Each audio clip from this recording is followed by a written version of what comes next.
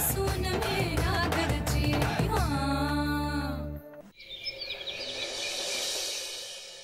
आई तुम्ही? हो तुझीच वाट बघत होते. अरे बापरे, तुम्ही खूप वेळ थांबलायत का? नाही ग, आत्ताच आले. 5 मिनिटं वेळ आहे तुझ्याकडे? हो. हे बस.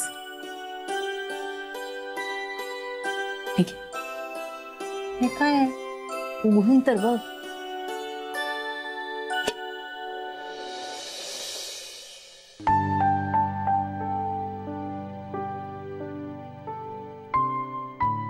दागिने तुझेच आहेत. इतके दिवस मी सांभाळले, आता तुझ्या ताब्यात देते. माझ्या ताब्यात? अगं नाही म्हटलं तरी दागिने वगैरे जोखीम वाटते ग. आता समजा चुकून माझ्या हातून काहीतरी गहाळ झालं तर मग चुटपुट लागून राहील ना. हे पण मी कुठे ठेवू? हा ग, कुठेही ठेव. घर तुझंच आहे, तुला आवडेल तिथे ठेव. नाही पण तुम्ही हे असं देऊन का टाकताय मला? अगं देऊन नाही टाकत आहे, पण तुझे दागिने आहेत की नाही, मग तुला सांभाळता आले पाहिजेत. तूही ती जबाबदारी घ्यायला शिकलं पाहिजेस ना. तुझे दागिने आता तू तुझ्या जवळ ठेव. मी सुटले. आई हे असे सगळे एवढे महागडे दागिने मी कसे सांभाळू? नको ना, तुम्ही तुमच्याकडे ठेवा ना प्लीज आई. माझा सगळ्यात मौल्यवान दागिना दिला मी तुला. श्री माझा मुलगा. या सगळ्याचं काही महत्व नाहीये ग. त्याला मात्र सांभाळ. त्याला सांभाळस ना की मी भरून पावले.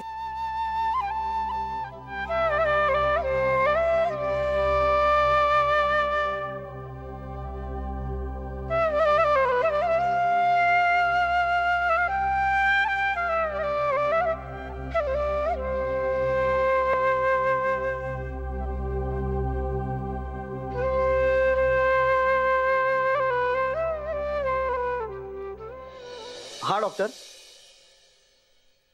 हो हो हो, आज ती स्वतः मला तसं म्हणाली.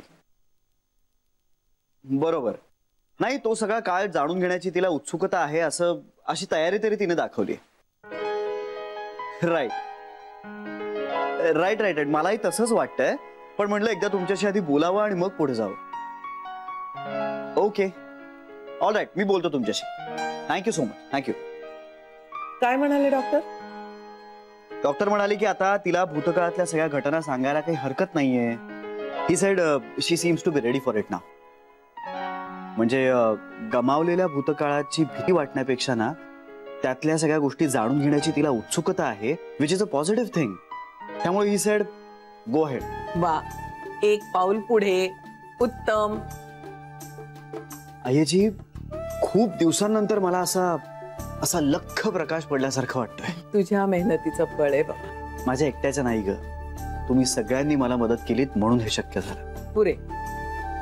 बरं, तुझं आणि डॉक्टरांचं बोलणं झालंय, काय झालंय हे जान्हवीला सांगायचं का नाही? काही हरकत नाहीये. आणि आता ती यामुळे डिस्टर्ब होईल असं नाही वाटत मला. आपण दोघेही सांगू ना. नको, तिच्याशी तूच बोल आता. शक्यतो मी मध्ये नको. बरं. आणि तुझं ते महिला मंडळ? हो नाही नाही, महिला मंडळाला तू सांग. ठीक आहे, मी बोलते त्यांच्याशी. मला चहा घ्यायला जायचंच आहे. आईजी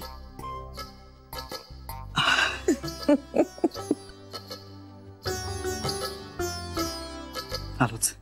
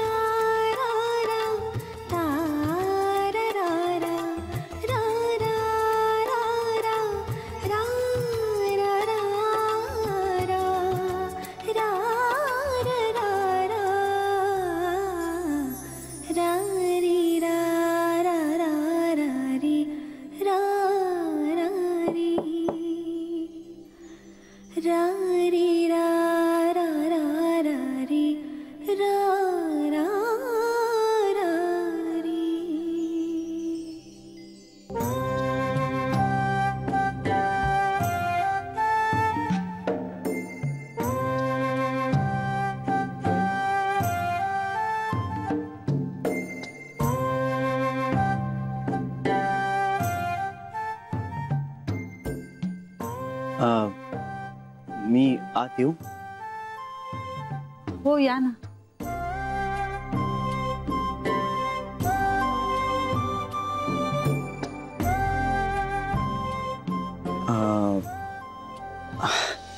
मी आता डॉक्टरांशी बोललो.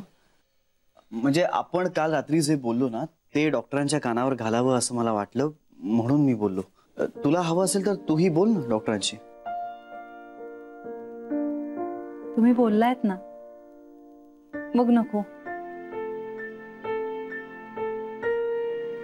आता आपण आपल्या भूतकाळाविषयी बोललं पाहिजे असं त्यांचं म्हणणं आहे.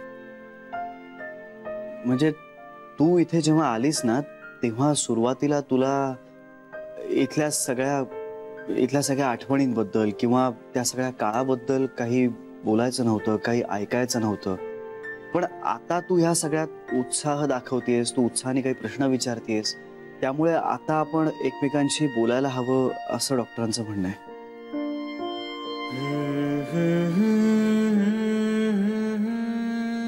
काय झालं? माझ्यासाठी काळही थांबवलात ना तुम्ही. हो, पण आता आपला वर्तमान नीट करायचा असेल तर भूतकाळाविषयी बोललंच पाहिजे ना. मला चालेल. नाही, लोक म्हणतात की भूतकाळ विसरला पाहिजे तरच तुम्ही वर्तमान काळात नीट जगू शकता. पण आपल्या केसमध्ये ते आता शक्य नाहीये ना.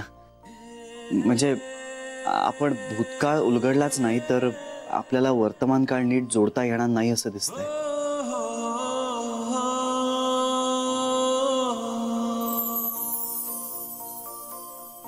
एनिवे मी जातो आता, ऑफिसची तयारी करतो. बाय. बाय.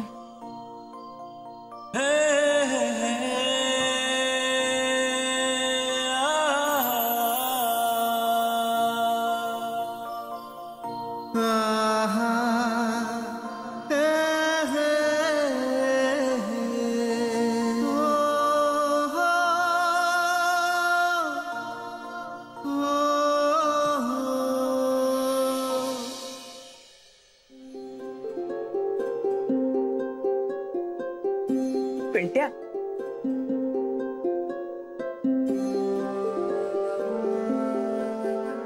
बेटा बोलणार नाहीयेस का माझ्याशी? अरे अरे असं बोलला नाहीस ना तर वेड लागेल रे मला. ए पिंट्या, अरे पोटचा पोरच असं आईशी वागायला लागला तर आईने काय करायचं? यासाठी तुला 9 महिने पोटात वाढवलं होतं. सांग ना. आता काही पाहायचं राहिलं नाही रे. सगळं बघून झालं. गरिबी बघितली, लाचारी बघितली. बाबाने बिजवराशी लग्न लावून दिलं. का चूक केलं नाही मी?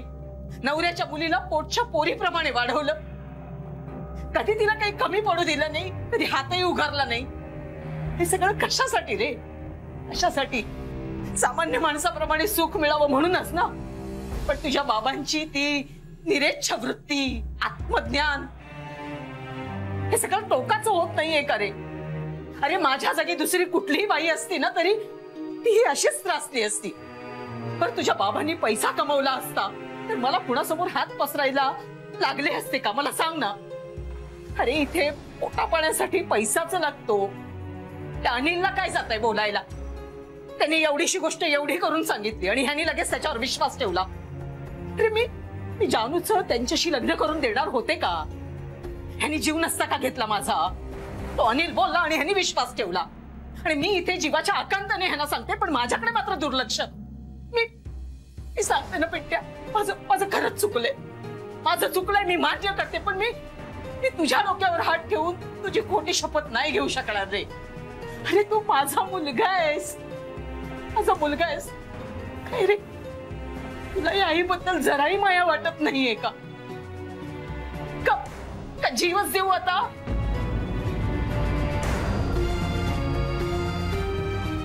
हरले मी हरले. माझं चुकलं. माझं आयुष्यात सगळं चुकत गेलेलं आहे रे.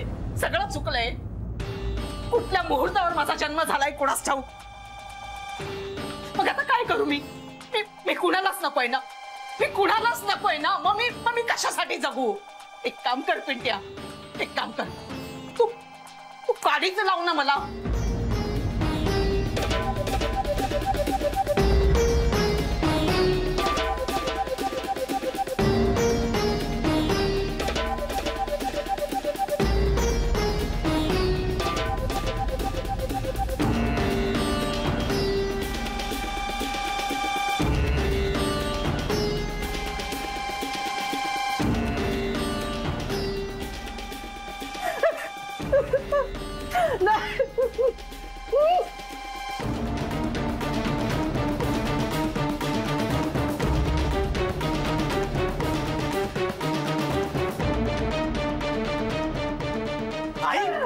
आई तू काय करतेस? तू बरी आहेस का? तुला अक्कल आहे का? काय करतेस तू? आई बास झाला तर पुरे कर सगळं. तू दर वेळेला सारखं का वागतेस आई? त्रास होतो आम्हाला, त्रास होतो मला तुझ्या अशा वागण्याचा आई. का दर वेळेला सगळं झाल्यानंतर छान पडणार आहे का तुला? तू तरी खरं माझं. माझ्या बाबतीत तसं वागली असतीस तर चाललं असतं ग एक वेळ. पण तू ताईच्या बाबतीत तसं का वागलीस? माझं चुकलंय रे, माझं खरंच चुकलंय पिंट्या. पण तुम्ही कधी कुणी चुकतच नाही का रे? तू पुन्हा नाही करणार ना तसं? अरे मला काही वेळ लागलाय का? वेळ लागलाय मला. माझ्यात 1000 दोष असतील पण माझं प्रेम आहे रे तुमच्यावर. पिंट्या एक काम करशील, तू बाबांशी बोलणार आहे पिंट्या, तू बाबांशी बोल. ते म्हणालेत ना की या घरात फक्त कोणीतरी एकच राहणार म्हणून, म्हणजे ते किंवा मी. पिंट्या माझं चुकलंय, म्हणजे मलाच घर सोडून जावं लागेल ना. त्यांना कुठे मी बाहेर पाठवू त्यांचे हाल करत, आणि मी तरी कुठे जाऊ रे? आई मी बोलतो बाबांशी, हळूहळू एक एक सगळं सांगतो त्यांना. फक्त तू एकच कर. तू काय सांगशील ना ते करेन मी, करेन. तू ताईला काही सांगायचं नाहीस, आता त्यावरून बाबा पुन्हा चिडतील. बाबांना कळलं तुला? माझी शपथ आहे, तू ताईला काहीच सांगत नाहीयेस. नाही काही नाही सांगणार मी, काही नाही सांगणार. तू तुझा आंघोळ कर, मी सगळं आवरतो. बाबा आले तर पुन्हा तुझा आंघोळ कर. आई जा.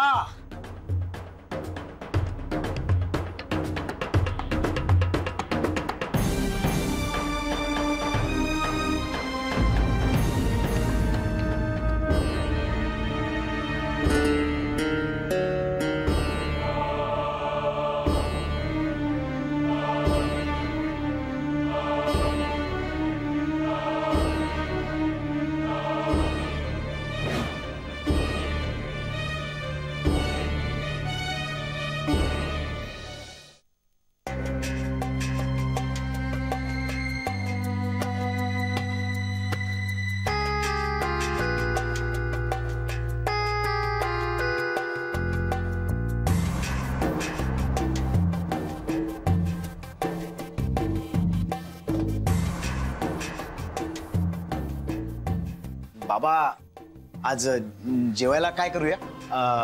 भाजी बघतो मी कुठली आहे, मी करतो भाजी. भात पण लावतो. बापरे, पण पोया पेठे काकूंकडून आणाव्या लागतील, त्या आणतो मी.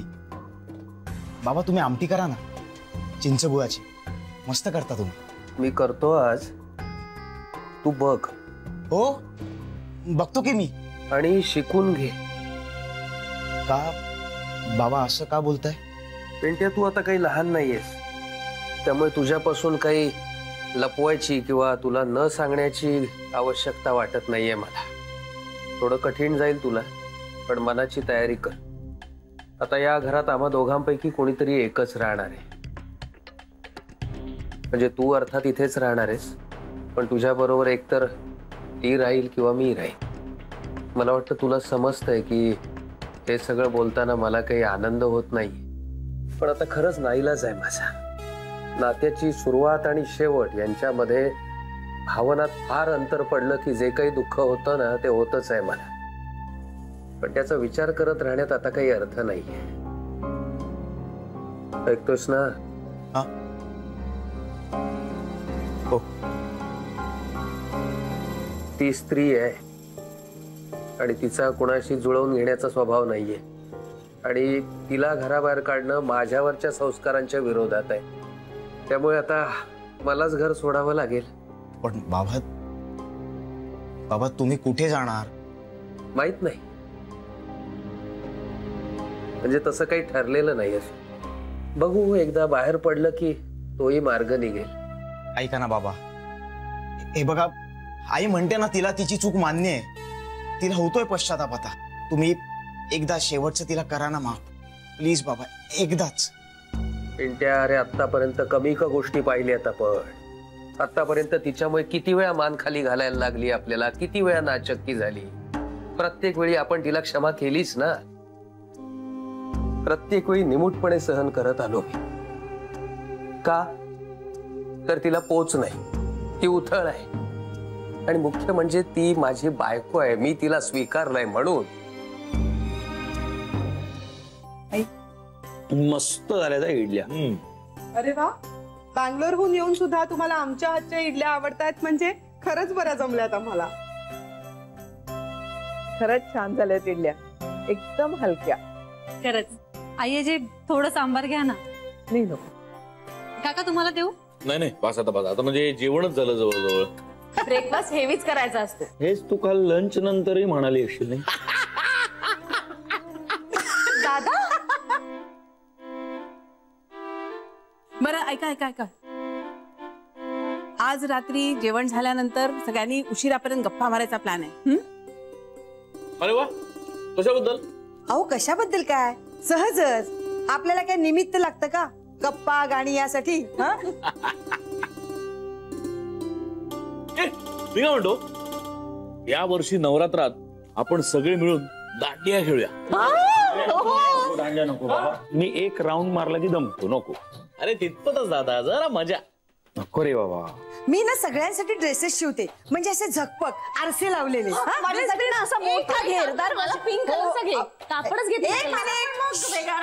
मी बरोबर शिवेन, तुम्ही गप्प बसा.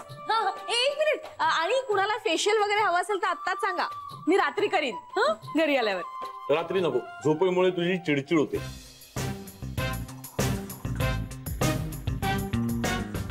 बरं, मग मी सकाळी जायच्या आधी करून जाईन.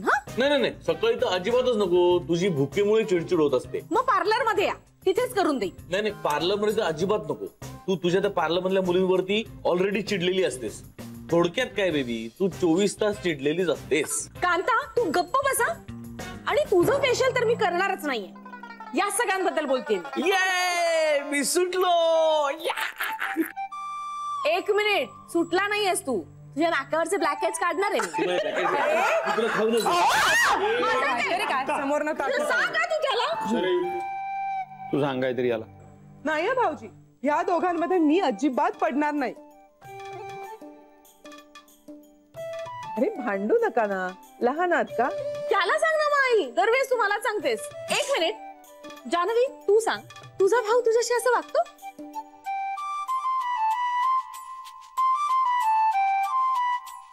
अगं बघ, बघितलंस? बघतोच आहे. कारण त्याच्याकरता तशी बहीण असावी लागते, जान्हवी सारखी, समजूतदार आणि शहाणी. तुम्ही काय आहे, दुर्दैवाने आपल्याला तुझ्या बाबतीत असं कधीच म्हणता येत नाही.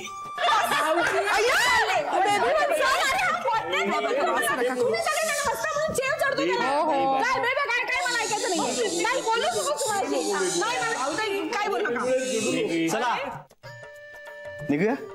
काय निघूया? इकडे बस.